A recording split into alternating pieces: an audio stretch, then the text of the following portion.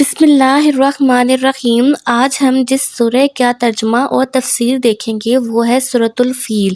سورۃ الفیل ایک مکی سورت ہے۔ اس کی کل تعداد آیتوں کی 5 ہے۔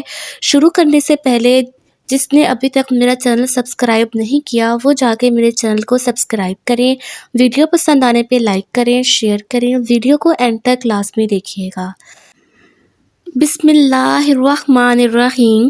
الم تر کیف فعل ربک باصحاب الفیل، کیا تم نے نہیں دیکھا کہ تمہارے پروردگار نے ہاتھی والوں کے ساتھ کیسا معاملہ کیا؟ الم یجعل کیدہم فی تضلیل، کیا اس نے ان لوگوں کی ساری چالیں بیکار نہیں کر دی تھیں؟ وارسل علیہم طیرا ابابیل، اور ان پر غول کے غول پرندے چھوڑ دیے تھے۔ ترمیہم بحجارۃ من سجیل، جو ان پر پکی مٹی کے پتھر پھینک رہے تھے۔ فجعلہم کعصف معقول، چنانچہ انہیں ایسا کر ڈالا جیسے کھایا ہوا بوسہ۔ سورہ کی تفسیر دیکھیں۔ یہ ابرہہ کے لشکر کی طرف اشارہ ہے جو کعبے پر چڑھائی کرنے کے لیے ہاتھیوں پر سوار ہو کر آیا تھا۔ ابرہہ یمن کا حکمران تھا اور اس نے یمن میں ایک عالیشان کلیسا تعمیر کر کے یمن کے لوگوں میں یہ اعلان کرا دیا کہ آئندہ کوئی شخص حج کے لیے مکہ مکرمہ نہ جائے اور اسی کلیسا کو بیت اللہ سمجھے۔ عرب کے لوگ اگرچہ بت پرست تھے لیکن حضرت ابراہیم علیہ السلام کی تعلیم و تبلیغ سے کعبے کی حفاظت، کعبے کی عظمت ان کے دلوں میں پیوست تھی۔ اس اعلان سے ان میں غم و غصہ کی لہر دوڑ گئی اور ان میں سے کسی نے رات کے وقت اس کلیسا میں جا کر گندگی پھیلا دی، اور بعض روایتوں میں ہے کہ اس کے کچھ حصے میں آگ بھی لگائی۔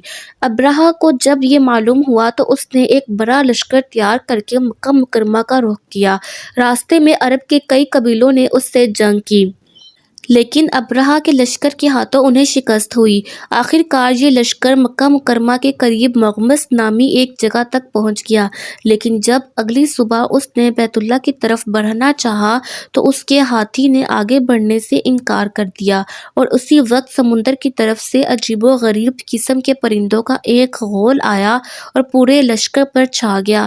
ہر پرندے کی چونچ میں 3 کنکر تھے جو انہوں نے لشکر کے لوگوں پر برسائے۔ ان کنکروں نے لشکر کے لوگوں پر وہ کام کیا جو بارودی گولی بھی نہیں کر سکتی۔ جس پر بھی یہ کنکری لگتی اس کے پورے جسم کو چھیدتی ہوئی زمین میں گھس جاتی تھی۔ یہ عذاب دیکھ کر سارے ہاتھی بھاگ کھڑے ہوئے۔ لشکر کے سپاہیوں میں سے کچھ وہیں ہلاک ہو گئے اور کچھ جو بھاگ نکلے وہ راستے میں مرے، اور ابرہہ کے جسم میں ایسا زہر سرایت کر گیا کہ اس کا ایک ایک جوڑ گل سڑ کر گرنے لگا۔ اسی حالت میں اسے یمن لایا گیا اور وہاں اس کا سارا بدن بہہ بہہ کر ختم ہو گیا، اور اس کی موت سب سے زیادہ عبرتناک ہوئی۔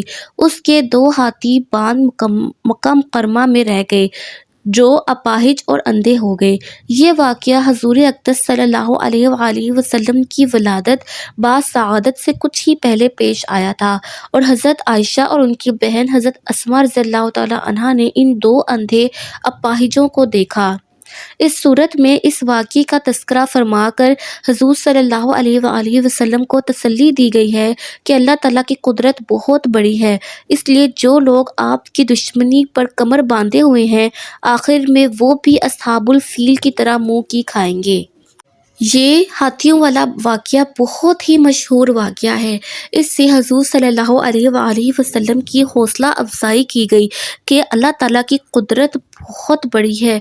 بالکل بھی ان لوگوں سے، ان دشمنوں سے گھبرانے کی ضرورت نہیں ہے جو کہ تعداد میں زیادہ ہوں یا طاقتور ہوں، کیونکہ اللہ تعالیٰ کی عظمت اور اللہ تعالیٰ کے معجزات اتنے بڑے ہیں، اتنے عظیم ہیں کہ وہ تمام مخلوقات پر قادر ہے اور وہ جو چاہے ہوتا ہے۔